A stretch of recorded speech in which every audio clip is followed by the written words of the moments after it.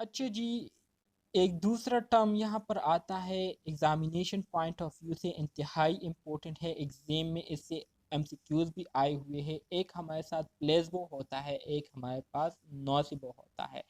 Placebo से मुराद ये है, अक्सर औकात आप लोगों ने देखा होगा कि वो पेशेंट जो कि मंशियात में जो है वो शामिल रहा हो, ठीक है, जो कि मंशियात का शिकार हुआ हो, मतलब जो नशे वगैरह है वो बहुत ज़्यादा उन्होंने किए होते हैं। तो जब हम किसी नशाई को नशे से हटाते हैं, ठीक है, तो नशे से हटाने के लिए अक्सर औकात आपने जो नशाई होते हैं उसको देखा होगा कि वो बहुत ज़्यादा तड़प रहे होते हैं नशे के लिए, ठीक है, अपने नशे के लिए बहुत ज़्यादा तड़प रहे होते हैं। तो चूँकि उनकी हम ट्रीटमेंट कर रहे होते हैं, तो ट्रीटमेंट के दौरान जो है ज़ाहिर बात है हम उनको नशा तो नहीं देंगे ना, कि उनकी थोड़ी सी उनको जो है राहत मिले, थोड़ी सी उनको सुकून मिले। तो उनके साथ हम एक ट्रिक करते हैं, उनके साथ हम ऐसा करते हैं कि हम उन्हें कहते हैं, एक सिरिंज जो है वो पानी से हम भर देते हैं, ठीक है, मतलब जो डिस्टिल वाटर होता है उससे हम भर देते हैं, और उस नशाई को कहते हैं कि इसमें मैंने आपके लिए जो नशा है वो डाल दिया है थोड़ा बहुत, लेकिन आपने डॉक्टर को बताना नहीं है कि मैंने इसमें आपके लिए नशा डाला है, सिर्फ आपके लिए मैं ये कर रहा हूँ, ठीक है। और वो असल में डिस्टिल वाटर होता है, लेकिन वो नशाई जो है वो आप पर ट्रस्ट कर लेता है, वो कहता है कि जो नर्स है वो ठीक कह रही है, ठीक है, और इसमें हकीकत में नशा है। तो हम क्या करते हैं, हम वो डिस्टिल वाटर उसको क्या कर देते हैं, इंजेक्ट कर देते हैं, उसको एडमिनिस्टर कर देते हैं, और उसको ऐसा लगता है कि डॉक्टर ने सच में ही वाकई में जो है हकीकत में जो है मुझे नशा जो है थोड़ा सा दे दिया है, ताकि मेरा गुजारा हो जाए।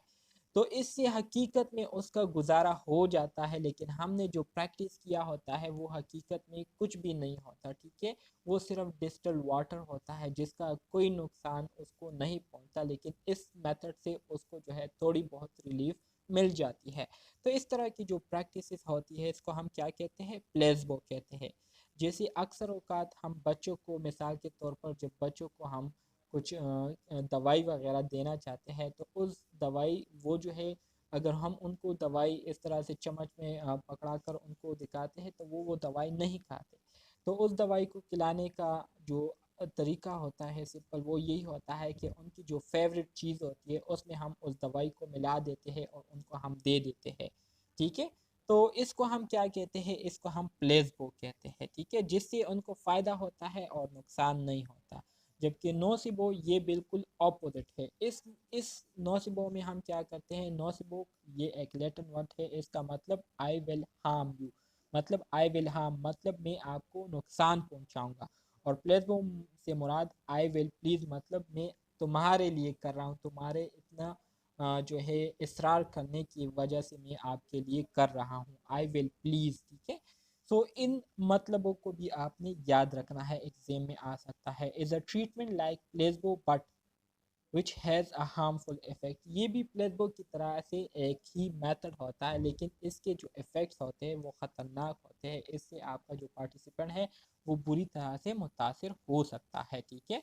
तो ये दो टर्म आप लोगों ने याद रखने हैं। अच्छा, टाइप ऑफ ब्लाइंडिंग की मैं आपको बता रहा था, जो तो टाइप ऑफ ब्लाइंडिंग हमारे पास तीन किस्म की ब्लाइंडिंग है। एक सिंगल ब्लाइंड होता है जिसमें सिर्फ हमारे जो पार्टिसिपेंट होते हैं। जी जी। पहले तो सर आपने चार चार दफा कहा था, no blinding, single, double, triple. हाँ, नो ब्लाइंडिंग, तो नो ब्लाइंडिंग से मुराद ये है कि उसमें हमने किसी को भी जो है बेखबर नहीं रखा हुआ होता, सबको जो है पता होता है कि उनके साथ क्या होने वाला है, ठीक है। ब्लाइंडिंग से मुराद ये है कि उनको हम एक तरह से उनकी आंखों पर पट्टी जो है वो रख देते हैं, जिसकी वजह से उनको फिर पता नहीं चलता, मतलब इस ब्लाइंडिंग का ये है। सिंगल ब्लाइंड से मुराद ये है कि ये वो प्रोसेस होता है जिसमें हम अपने पार्टिसिपेंट को जो है बेखबर रखते हैं कि हमारे पार्टिसिपेंट के साथ क्या होने वाला है, उसको हम क्यों सेलेक्ट कर रहे हैं। तो इस तरह की जो ब्लाइंडिंग होती है इसको हम क्या कहते हैं, सिंगल ब्लाइंडिंग कहते हैं, मतलब एक बंदे को हमने बेखबर रखा होता है। The subject are not knowing the group to which they are belonging, ठीक है, इसमें सब्जेक्ट को पता नहीं होता कि वो किस ग्रुप से जो है बिलोंग कर रहे हैं, तो इसको हम सिंगल ब्लाइंड कहेंगे। डबल ब्लाइंड से क्या मुराद है, neither the subject NOR care giver is aware about the group, इसमें ना ही तो सब्जेक्ट को पता होता है कि वो किस ग्रुप से बिलोंग करता है, ना ही केयर गिवर को पता होता है कि जो सब्जेक्ट को मैं ट्रीट कर रहा हूँ, जिस सब्जेक्ट का मैं केयर कर रहा हूँ, तो इसका ताल्लुक किस ग्रुप से है, ठीक है। तो सब्जेक्ट और केयर गिवर दोनों जो है बेखबर रहते हैं, इस वजह से इसको हम डबल ब्लाइंड ट्रायल कहते हैं।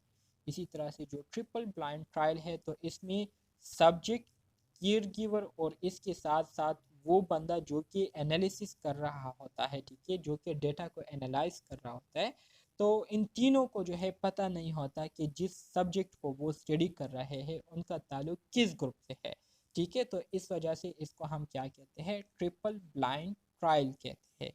समझ आ गई इसकी। सर टाइप्स ऑफ ब्लाइंडिंग आएगा तो उसमें हम 3 लगाएंगे या 4 लगाएंगे? इसमें आप लोग 3 लगाएंगे। बेसिक आपके पास 3 है। जो नॉन ब्लाइंडिंग है, नॉन ब्लाइंडिंग का मतलब तो ये है कि आपके पास जो तीनों लोग हैं उनको पता है, सब्जेक्ट को भी पता है, केयर गिवर को भी पता है और रिसर्चर को भी पता है, तो उसका फिर फ़ायदा नहीं होता, ठीक है। तो वो आपको एक एग्ज़ाम्पल के लिए वो आपको वहाँ पर एक एक्सेप्शनल केस आपको मेंशन किया गया था। बेसिकली आपके पास ब्लाइंडिंग के 3 टाइप्स है, single blind, double blind, triple blind, ठीक है। ठीक है sir. Advantages of randomise control trial. Randomise control trial के एडवांटेजेस की अगर हम बात करें तो एक्सपोजर इज अंडर कंट्रोल। जो एक्सपोजर होते हैं वो हमारे कंट्रोल में होते हैं, ठीक है। जो लोग एक्सपोज हुए होते हैं वो हमारे कंट्रोल में होते हैं due to randomization. Both intervention and control group have similar characteristic. Randomization की वजह से हमारे पास जो एक्सपेरिमेंटल ग्रुप और जो कंट्रोल ग्रुप में पार्टिसिपेंट होते हैं तो दोनों में सेम करेक्टरिस्टिक पाए जाते हैं, क्योंकि उनको हमने रेंडमली सेलेक्ट किए होते हैं। By blinding the study, the observer and selection bias can be eliminated. जब हम स्टडी में ब्लाइंडिंग करते हैं, ब्लाइंडिंग प्रोसेस को क्या करते हैं, अप्लाई करते हैं, तो इससे स्टडी के दौरान अगर गलती के जो चांसेस होते हैं वो क्या हो जाते हैं, वो ख़त्म हो जाते हैं, एलिमिनेट हो जाते हैं। If properly designed and conducted, it can reduce the confounding. इसी तरह से अगर हम रेंडमाइज कंट्रोल ट्रायल को प्रॉपर तरीके से करें तो इससे हमारे साथ डेटा में उलझने के जो चांसेस होते हैं, कंफाउंडिंग से मुराद किसी चीज़ में उलझना, तो डेटा में उलझने के जो चांसेस होते हैं वो भी क्या हो जाते हैं, रिड्यूस हो जाते हैं। Randomized control trial can confirm or refute etiological hypothesis. Randomized control trial के ज़रिए हम etiological जो hypothesis होते हैं उसकी हम confirmation भी कर सकते हैं और उसको हम reject भी कर सकते हैं। इसी तरह से randomized control trial can evaluate the efficacy, the effectiveness, efficiency of health services. randomized control trial के ज़रिए हम हेल्थ सर्विसेज की जो एफिकेसी, इफ़ेक्टिवनेस और एफिशिएंसी है उसको भी हम एवॉल्यूएट कर सकते हैं। इसके अलावा रेंडमाइज कंट्रोल ट्रायल जो है ये हमारे साथ बेस्ट मेथड है काजल रिलेशनशिप को स्टडी करने के लिए, मतलब डिजीज़ के पीछे जो वजूहात होते हैं उसको स्टडी करने के लिए रेंडमाइज कंट्रोल ट्रायल मेथड जो है ये एक बेस्ट मेथड है। सही है। जी सर। डिसएडवांटेजेस की अगर हम बात करें तो इसमें इथियोलॉजिकल प्रॉब्लम आ सकता है, क्योंकि जो पार्टिसिपेंट आप सेलेक्ट कर रहे होते हैं तो उनसे आपने इन्फॉर्म कंसेंट नहीं लिया होता, उनको जो है आपने बताया नहीं हुआ होता कि आप उनके साथ क्या करने वाले हैं, तो एथिकल प्रॉब्लम जो है इसमें आ सकता है। इसके अलावा ड्यू टू एडवर्स इफेक्ट इसमें जो है काज हो सकते हैं due to benefit of intervention in the treated group, ठीक है। इसके अलावा प्रोविजन ऑफ प्लेसबो से मुराद ये है कि आप उनको कोई ट्रीटमेंट नहीं दे रहे, लेकिन उनको सिर्फ आप जो है एक ड्रामा जो है उनको आप कर रहे हैं कि हाँ मैं आपको ट्रीटमेंट दे रहा हूँ, जबकि हकीकत में आप उसके साथ कुछ भी नहीं कर रहे होते, ठीक है। इसके अलावा relatively expensive. Randomise control trial जो है ये दूसरों के बनस्बत, दूसरे स्टडी के बनस्बत ज़्यादा एक्सपेंसिव होता है, तो ये इसका एक डिसएडवांटेज है। सही है।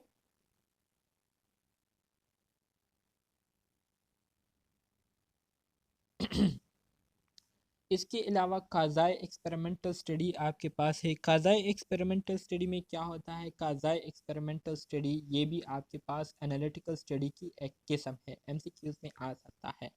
In Kazai experimental study, at least one characteristic of true experiment is missing, either randomization or the use of separate control group. जब हम काज़ाई एक्सपेरिमेंटल स्टडी करते हैं तो काज़ाई एक्सपेरिमेंटल स्टडी में या तो हम रेंडमाइजेशन के ज़रिए पार्टिसिपेंट की सिलेक्शन करेंगे या कंट्रोल ग्रुप जो है उसमें हम यूज़ करेंगे। इन दोनों में सिर्फ हम एक काम करेंगे, ठीक है। तो इस वजह से एक मेथड जो है वो हमारे पास क्या होता है, हमेशा इसमें मिस होता है। सिर्फ एक ही मेथड को हम इसमें फॉलो कर सकते हैं। A quasi experimental study, however, always include manipulation of an independent variable that serve as intervention. इसके अलावा जो काज़ाई एक्सपेरिमेंटल स्टडी होती है तो इसमें हमेशा जो इंडिपेंडेंट वेरिएबल होते हैं उसको हम क्या करते हैं, उसको हम मैनिपुलेट करते हैं, मतलब उस पर हम क्या करते हैं, मुख्तलिफ एक्सपेरिमेंट्स करते हैं, ठीक है। और उसके ज़रिए हम क्या करते हैं, इंटरवेंशन करते हैं।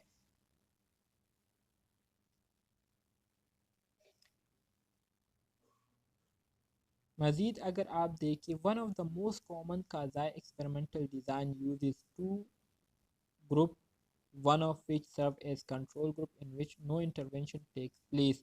Both groups observe before as well as after the intervention to test if the intervention has made any differences. Kaza experimental study में बेसिकली हम क्या करते हैं, कॉमनली जो है हम दो ग्रुप क्या करते हैं, सेलेक्ट करते हैं, ठीक है। एक ग्रुप हमारे साथ कंट्रोल होता है और एक हमारे साथ इंटरवेंशन वाला होता है।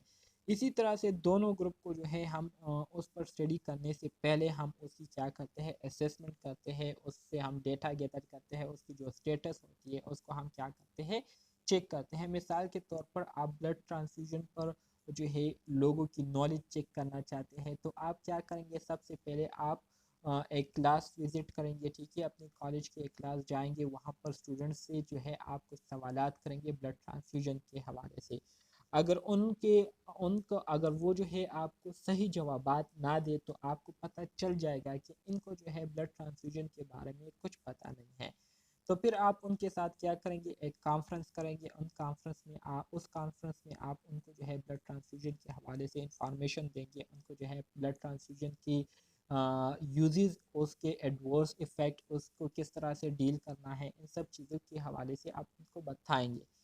फिर 2 दिन बाद आप वापस आएंगे और उनसे जो है आप एक टेस्ट कंडक्ट करेंगे, जिसके बाद जो रिजल्ट्स आपके पास आएंगे तो उन रिजल्ट से जो है आपको पता चलेगा कि टेस्ट से पहले, कॉन्फ्रेंस से पहले इनकी जो कंडीशन थी ऐसी थी, इनको कुछ समझ में नहीं आ रहा था। लेकिन टेस्ट का रिजल्ट अगर आपके पास अच्छा आया तो आपको पता चल जाएगा कि आपने जो इंटरवेंशन की थी, आपने इनको जो लेक्चर दिए थे, तो आपके लेक्चर जो है इनकी नॉलेज इससे क्या हुई है, मुतासिर हुई है, इनकी नॉलेज में इम्प्रूवमेंट आई है।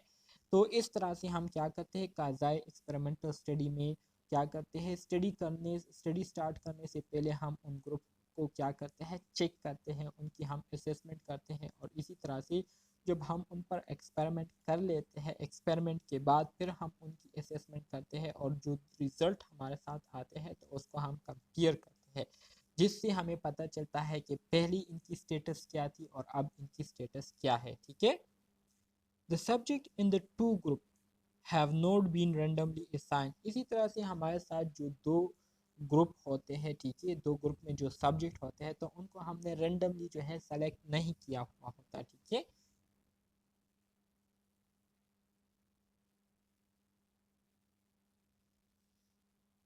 ये आप देख सकते हैं, आपको एक स्किच जो है यहाँ पर समझाई जा रही है, जिसमें जब आप एक दो ग्रुप है आपके पास, एक स्टडी ग्रुप है, एक कंट्रोल ग्रुप है। So study group control group में स्टडी स्टार्ट करने से पहले आप उनकी असेसमेंट करते हैं। असेसमेंट से आपके पास जो डेटा आता है उसको आप यहाँ पर रख देते हैं, फिर उनको आप इंटरवेंशन करते हैं, मतलब उन पर एक्सपेरिमेंट करते हैं। एक्सपेरिमेंट के बाद फिर आप उनकी जो है असेसमेंट करते हैं, और असेसमेंट के बाद आपके पास जो डेटा आता है तो ये पहले जो डेटा आया था और अब जो बाद में डेटा आया है तो इन दोनों को आप क्या करते हैं, कंपेयर करते हैं, जिससे आपको आसानी से इन दोनों डेटा के दरमियान जो डिफरेंस होता है उसका पता चल जाता है। फ़ज़ा एक्सपेरिमेंटल स्टडी की अगर हम मज़ीद बात करें तो another type of design that is often chosen because it quite easy to set up uses only one group in which an intervention is carried out.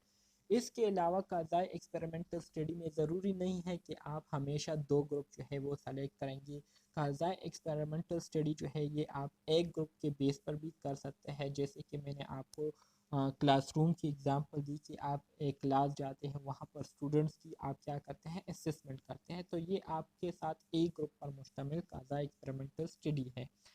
The situation is analyse before and after the intervention. और जैसे कि मैंने आपको example दी कि उनको lecture deliver करने से पहले आपने उनसे कुछ सवालात किए, ठीक है। सवालात से आपको पता चला कि इनकी नॉलेज जो है इतनी अच्छी नहीं है ब्लड ट्रांसफ्यूजन के ज़रिए के हवाले से। तो फिर आपने उनको कॉन्फ्रेंस में उन ब्लड ट्रांसफ्यूजन के हवाले से जो है आपने उनको बताया।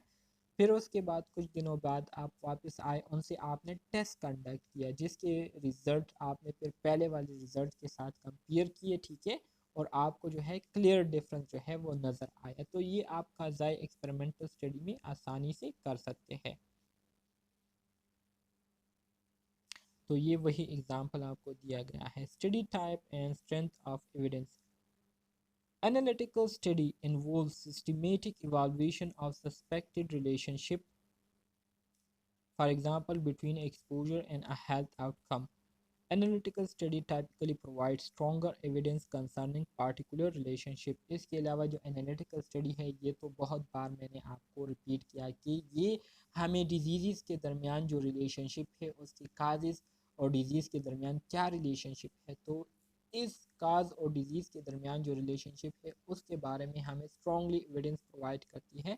इसके अलावा जो एक्सपेरिमेंटल डिज़ाइन है ये हमारे साथ वाहिद ऐसी स्टडी है, वाहिद ऐसी स्टडी डिज़ाइन है जो कि हमें क्या करती है, जो कि हमें रियल जो काजेज़ होती है डिजीज़ की उसके बारे में हमें ट्रू इंफॉर्मेशन प्रोवाइड करती है, ठीक है।